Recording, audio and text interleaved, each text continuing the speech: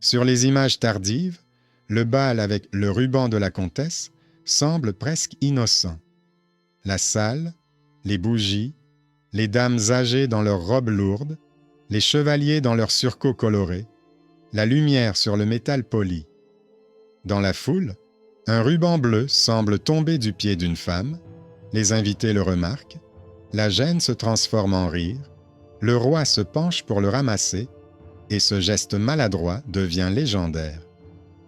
En dehors de cette salle imaginaire, au même moment, les champs sont jonchés des cadavres des morts de Crécy, les corps pourrissent dans les fossés sous Calais, la peste sévit dans les villes et les impôts augmentent pour payer la couronne étrangère du roi d'Angleterre. Bonjour à tous. Voici l'histoire de la façon dont un mythe piquant a été créé autour de l'ordre de la Jarretière et de ce qui se cachait réellement derrière ce symbole à l'époque d'Édouard III. Comment l'histoire tardive de la Jarretière de la comtesse de Salisbury a servi de couverture à la création d'un club militaire fermé où l'on ne jurait pas d'amour courtois, mais de soutien à la guerre royale. Écrivez dans les commentaires de quelle ville et de quel pays vous venez, et si vous avez déjà entendu parler de cette version de l'ordre, comme provenant d'un épisode embarrassant survenu lors d'un bal. Partagez d'autres légendes, romantiques, sur le pouvoir qui vous semble étrangement commode. Je vous souhaite une écoute attentive et inquiète. Derrière le beau ruban, vous verrez apparaître la politique sordide. La légende tardive est simple. Lors d'une fête à la cour de Calais, une jarretière glisse du pied d'une noble dame, les hommes et les femmes adultes présents se mettent à rire, le roi ramasse le ruban et prononce une phrase en ancien français, dont le sens est qu'elle n'a pas à avoir honte, mais que ce sont ceux qui y voient de la saleté qui devraient avoir honte. Cette phrase devient la devise du nouvel ordre et la jarretière son emblème. Des versions détaillées, mentionnant le nom de la comtesse de Salisbury, n'apparaissent que plusieurs décennies après la fondation de l'ordre, dans les textes d'humanistes et d'auteurs de la cour qui se réfèrent non pas à des documents, mais à des récits anciens. Entre la décision politique réelle du milieu du XIVe siècle et ces récits, il y a toute une vie humaine. Les sources de l'époque d'Édouard III sont différentes. Elles ne mentionnent pas le bal et le geste maladroit, mais parlent de la guerre, des impôts et de l'élite. Édouard revendique la couronne de France, intègre les lits étrangers à son blason, remporte des batailles, ravage des provinces, maintient Calais sous le joug d'un siège qui affame la ville. Son règne est une succession de levées de troupes, de lourds impôts, de confiscation de biens à ceux qui sont jugés insuffisamment loyaux. Les hommes qu'il rassemble autour de lui ne sont pas des personnages de romans courtois, mais des commandants adultes qui ont derrière eux des villages incendiés, des os brisés, des yeux perdus, des infections chroniques après des campagnes meurtrières. Dans cette réalité, un ordre d'élite n'est pas nécessaire pour célébrer une occasion fortuite, mais pour relier entre eux les hommes qui contrôlent la violence. Au XIVe siècle, la jarretière n'est pas nécessairement un détail intime de la garde-robe féminine. Il s'agit d'une ceinture ou d'un ruban qui sert à fixer les pièces d'armure. Une telle ceinture peut facilement être transformée en signe visible d'appartenance à un club. Elle peut être cousue, portée à la jambe, montrée au combat et lors de cérémonies. Elle ne rappelle pas la jambe de la comtesse, mais la ceinture qui serre le métal autour du corps et lie le chevalier à son rôle.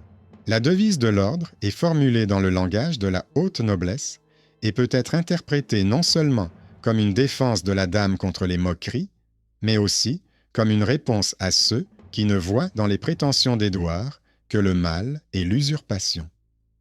Dans cette interprétation, la honte est attribuée à ceux qui accusent le roi d'usurpation, et le signe de la jarretière devient un marqueur d'accord avec sa version de la légalité.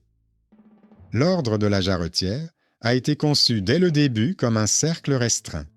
Il comprend le roi, son héritier, plusieurs dizaines de chevaliers et de magnates sélectionnés, dont les noms sont connus grâce aux listes. Parents du monarque, chef militaire, grand propriétaire terrien. Pour chacun, l'adhésion signifie un vêtement spécial, une place dans les processions, la proximité du corps royal, le droit de conseiller et de demander. Mais en même temps, cela implique l'obligation de soutenir le roi dans ses entreprises, de se présenter à la guerre, d'amener ses troupes, de voter de la manière souhaitée dans les conseils. Dans la chapelle Saint-Georges, liée à l'ordre, on prie pour les victoires, pour la santé du souverain, pour le succès des campagnes, pour la défense de Calais, et non pour l'honneur d'une dame dans une salle qui n'apparaît pas dans les documents. Le mythe tardif de l'origine piquante de l'ordre devient un masque commode. Il détourne l'attention du fait que cette structure était un instrument de discipline au sein d'une couche de la population habituée à décider du sort des autres. Il permet de parler de jarretière sans évoquer les corps brisés et les bubons noirs de la peste qui ont marqué le même règne. La foule urbaine et les lecteurs tardifs s'accrochent à une image simple. Un roi adulte, un geste maladroit, l'honneur d'une dame sauvée. Derrière cette image, disparaissent les impôts, les réquisitions, les raids punitifs et la nécessité de retenir l'élite de la rébellion à l'aide du statut et des symboles. C'est là que réside la principale différence entre le mythe et le document. Là où les rumeurs promettent une anecdote légère, les documents montrent le mécanisme froid de la loyauté, lié non pas à la jambe de la comtesse de Salisbury, mais à toute la classe militaire, qui devra payer de sa vie, avec le roi, la politique de ses ambitions. L'ordre de la jarretière n'est pas né dans le vide. Édouard III vivait dans un monde où les souverains européens avaient déjà compris que la couronne et les armoiries ne suffisaient pas à maintenir l'élite chevaleresque dans la soumission. En France, dans les principautés voisines, dans les États des princes allemands, des cercles d'élus, des alliances des meilleurs, guerriers et aristocrates, se créaient. Ils se réunissaient lors de tournois, siégeaient aux côtés du souverain, recevaient des distinctions spéciales. Dans un tel environnement, le nouvel ordre anglais devenait la réponse à un défi commun. Unir ceux qui savaient lever des hommes en armes, non seulement par la crainte du châtiment, mais aussi par une légende commune, un tissu commun, un émail commun sur leur bouclier. Dans les sources sur les débuts de l'ordre de la jarretière, on peut voir comment cette structure s'enrichit progressivement de rituels. Windsor devient le centre d'une topographie particulière de l'honneur. On y construit une chapelle, on y accroche des boucliers avec des armoiries. Chaque membre de l'ordre y a sa place. Il ne s'agit pas d'une image tirée d'illustrations romantiques, mais d'un schéma très concret. Qui se tient où dans le chœur? Qui a la place la plus honorable avec vue sur l'autel? Quels blasons sont voisins et lesquels sautent aux yeux en premier? Les armoiries sont parfois retirées, en punition d'une trahison ou d'une disgrâce, parfois redessinées, pour refléter de nouveaux titres et territoires. Chaque geste est silencieux, mais plus éloquent que de brefs ordres. Celui dont le bouclier a disparu ne fait plus partie du cercle intérieur, celui dont les couleurs sont accrochées au-dessus du fauteuil est toujours utile au roi.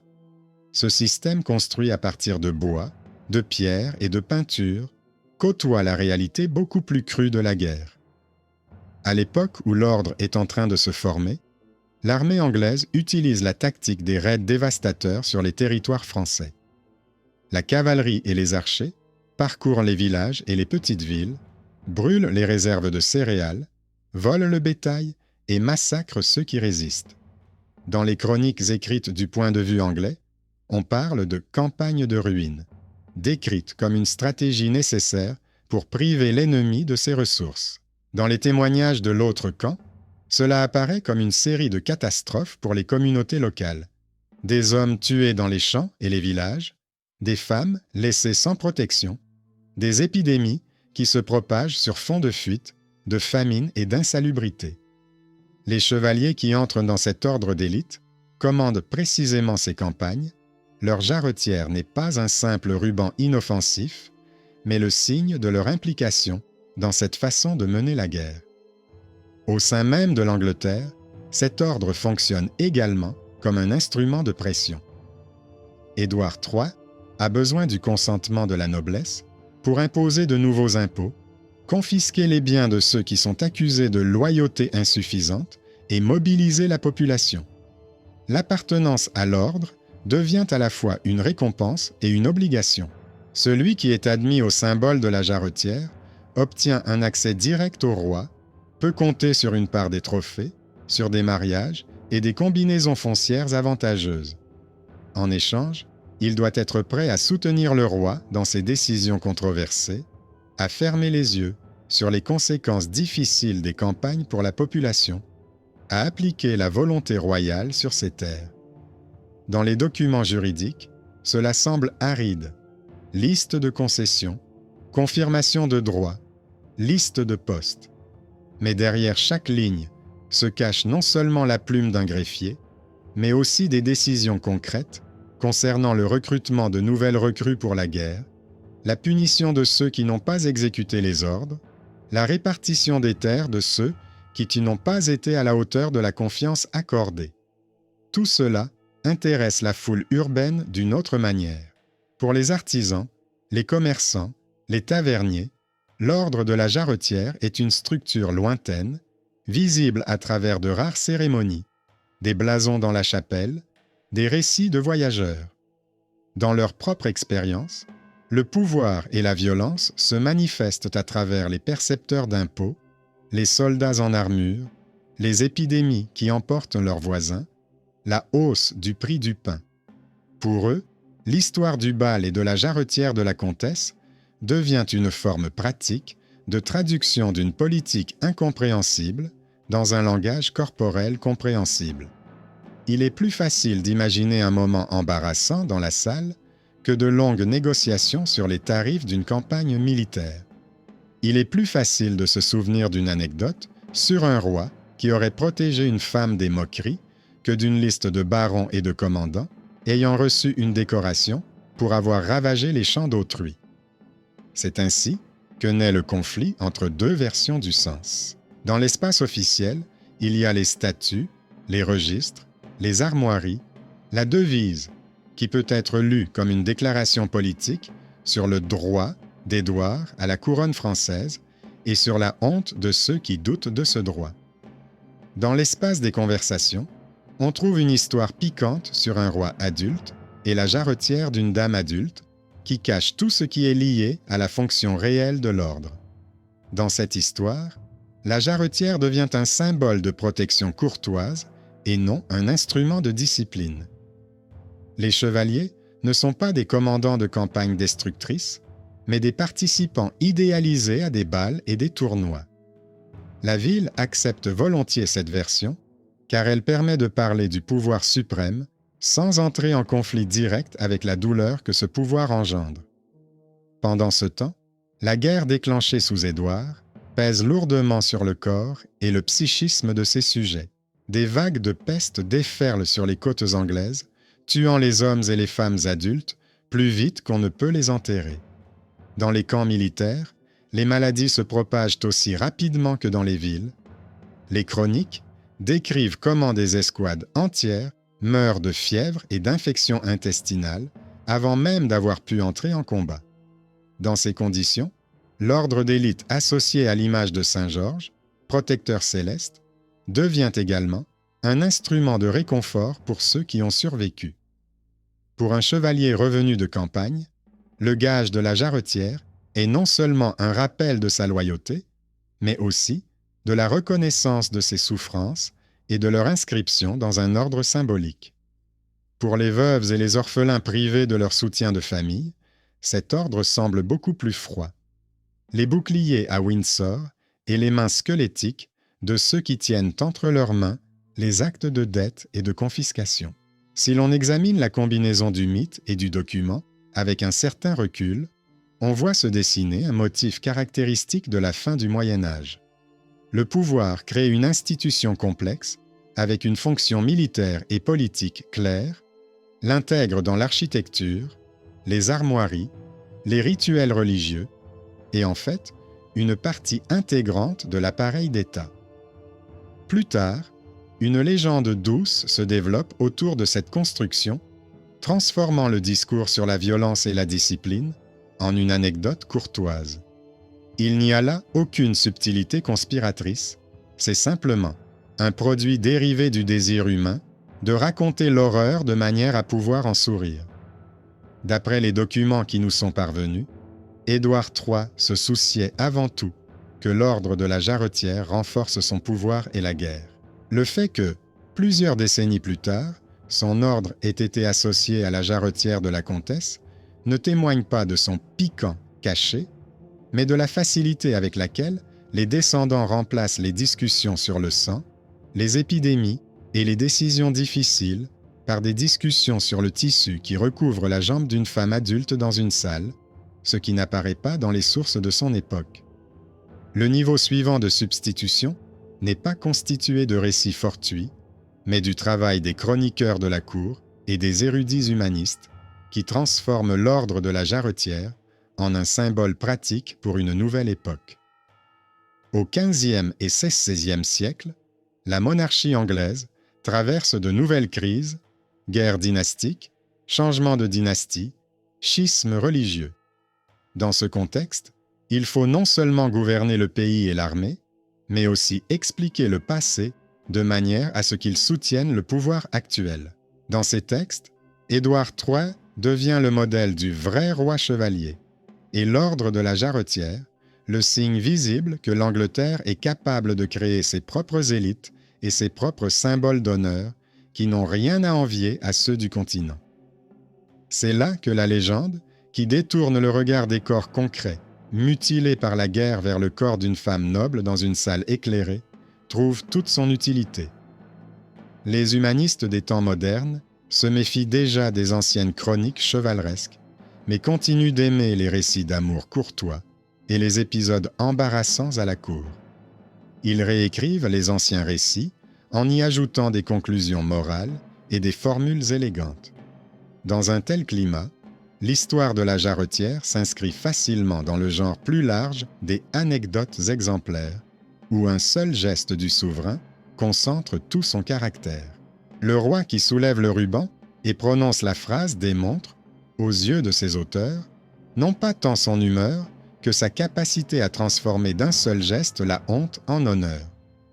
Les témoignages documentaires sur l'ordre lui-même à cette époque deviennent de plus en plus routiniers et arides.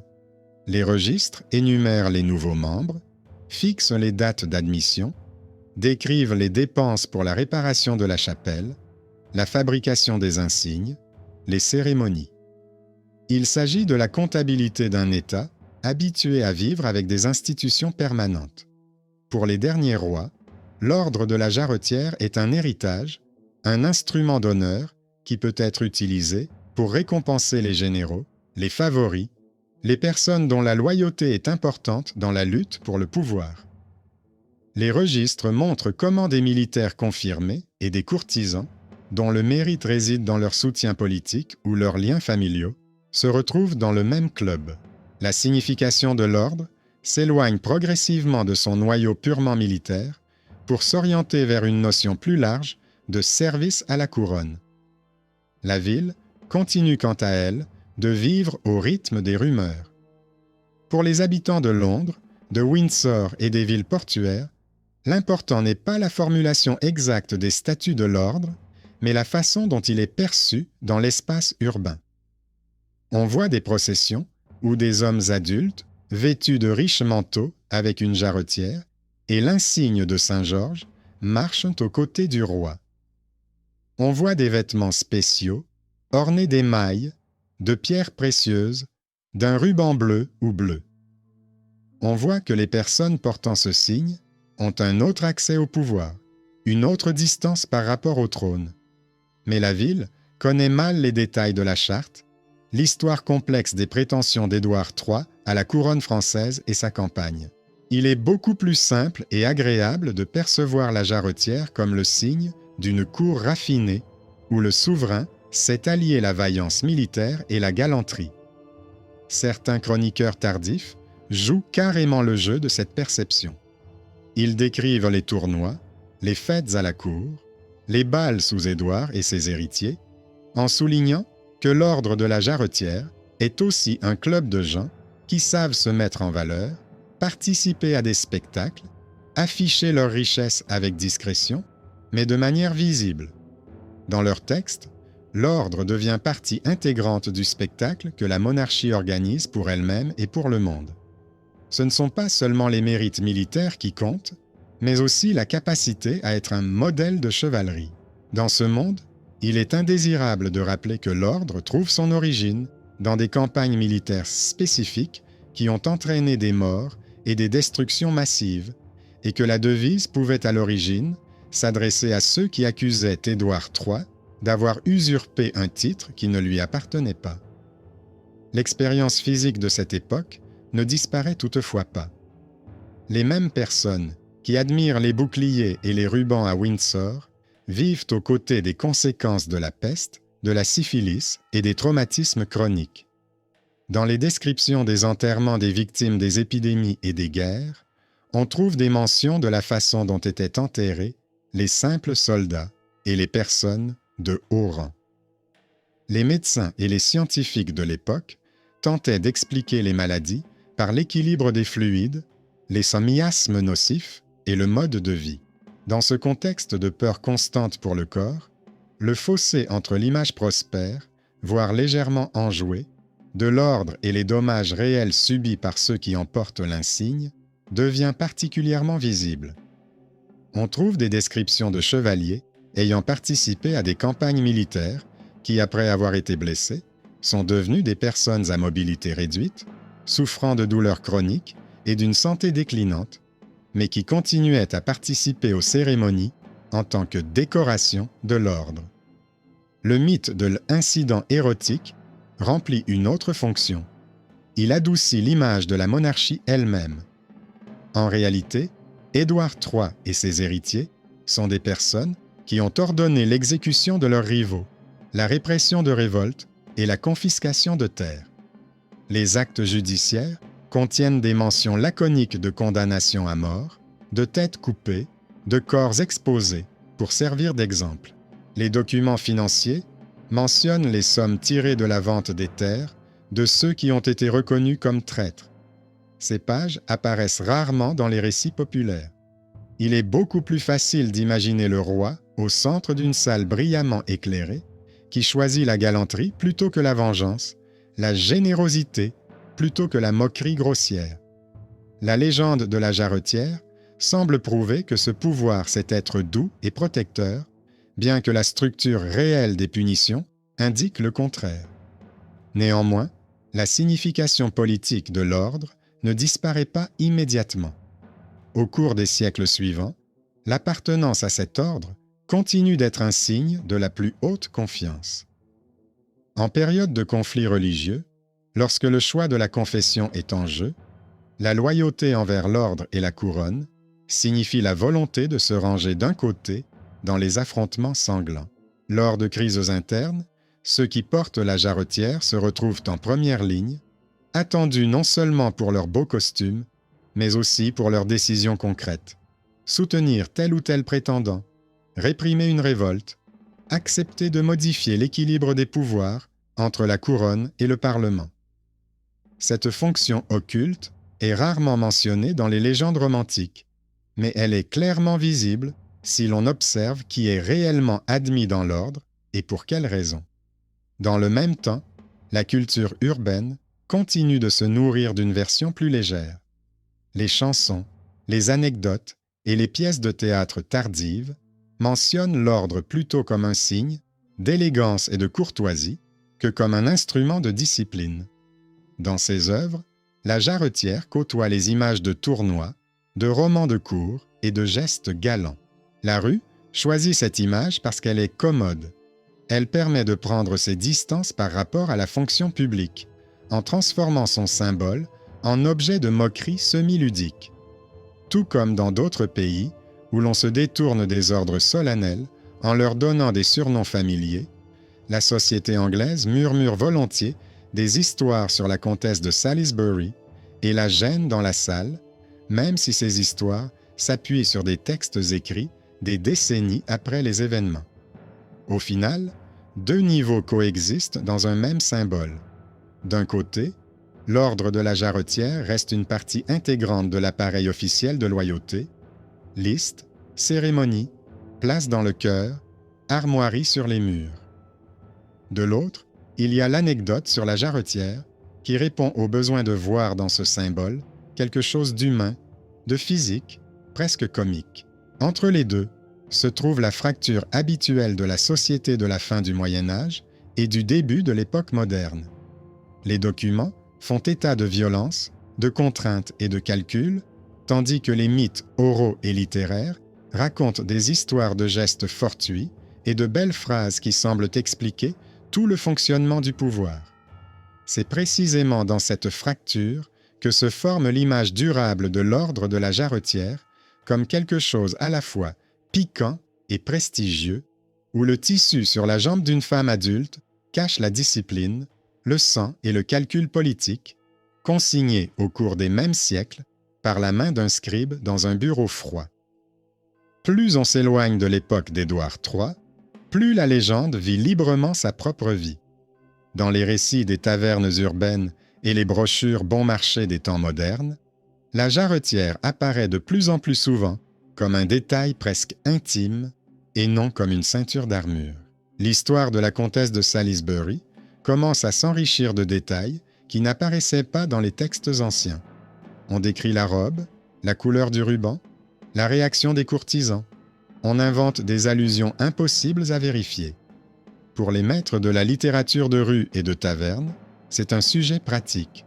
À travers le corps d'une femme noble adulte, on peut parler en toute sécurité de la physicalité du pouvoir lui-même, sans risquer de critiquer directement le roi ou ses héritiers. Le rire autour de la jarretière devient un moyen de réduire momentanément la distance qui sépare ceux qui portent des couronnes et des ordres, mais au niveau de la politique réelle, aucun mécanisme de coercition n'est remis en cause.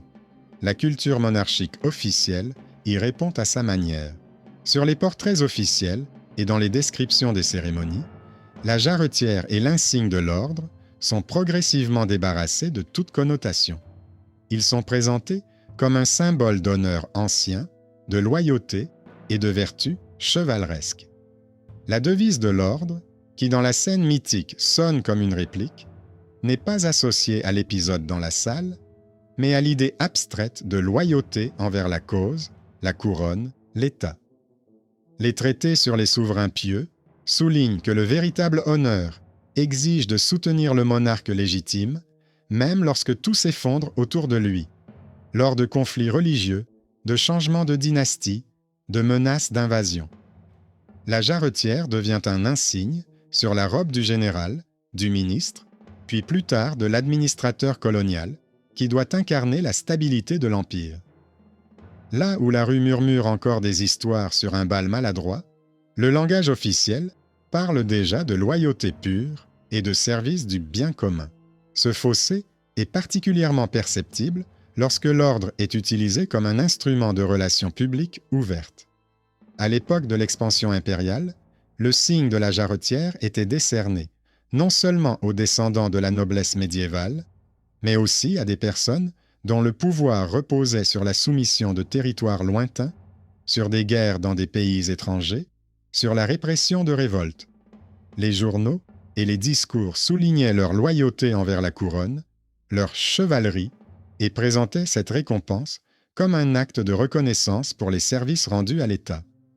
Au niveau de la mémoire urbaine, ces gestes se superposaient à une vieille légende et créaient un effet troublant.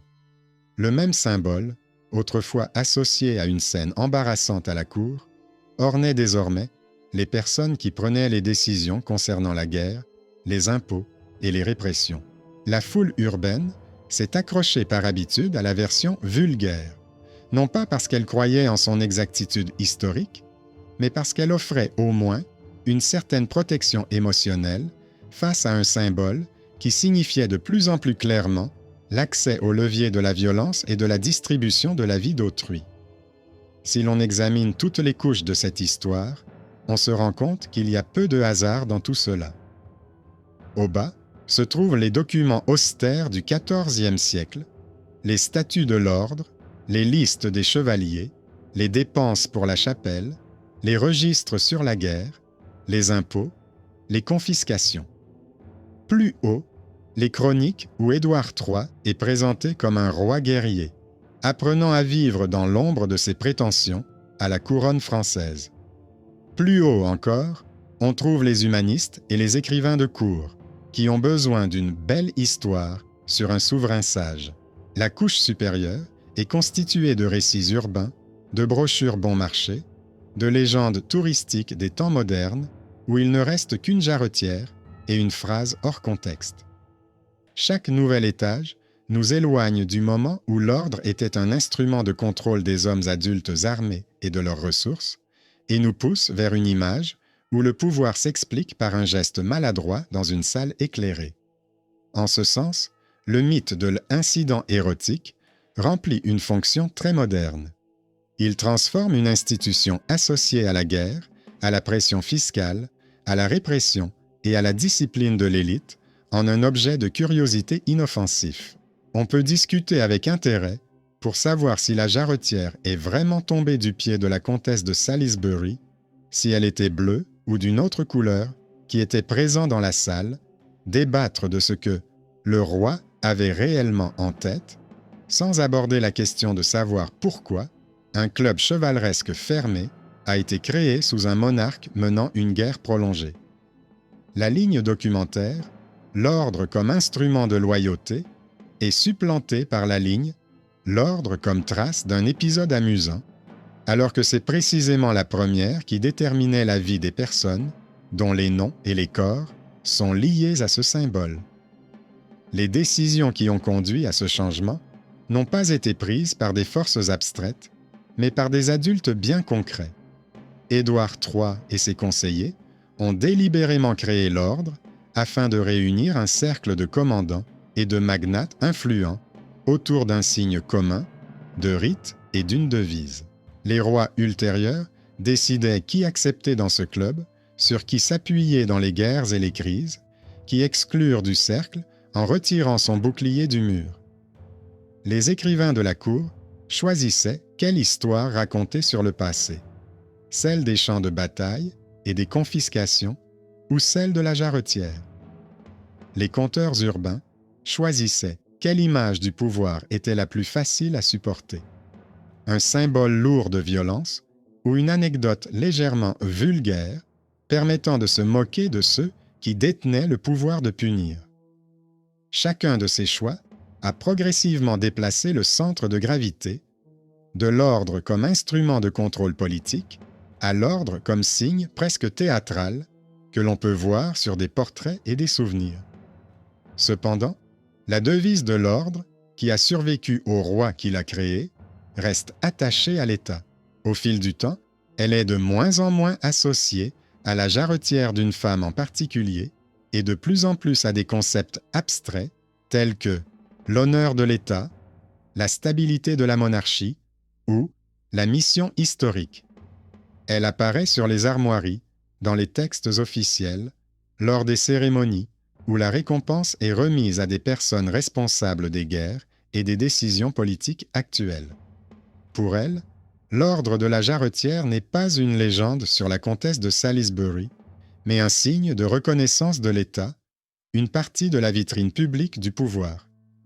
La ville continue par inertie à murmurer la vieille histoire, mais les conséquences réelles de ce choix ne sont pas visibles dans la salle de bal, mais dans les listes des récipiendaires, dans les procès-verbaux des réunions, dans les images des révoltes réprimées et des campagnes lointaines, où l'ordre sert de marqueur d'appartenance aux échelons les plus élevés de la pyramide.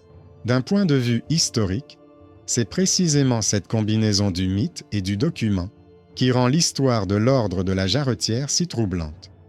Elle montre à quel point la société accepte facilement de remplacer la discussion sur les mécanismes de coercition et de loyauté par une discussion sur le tissu et la gêne.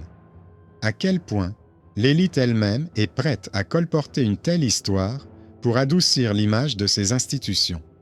À quel point la ville est prête à s'accrocher à une version croustillante parce qu'elle permet de regarder le symbole du pouvoir suprême sans la froideur qui émane des listes réelles des personnes exécutées, ruinées, envoyées dans des guerres sans fin.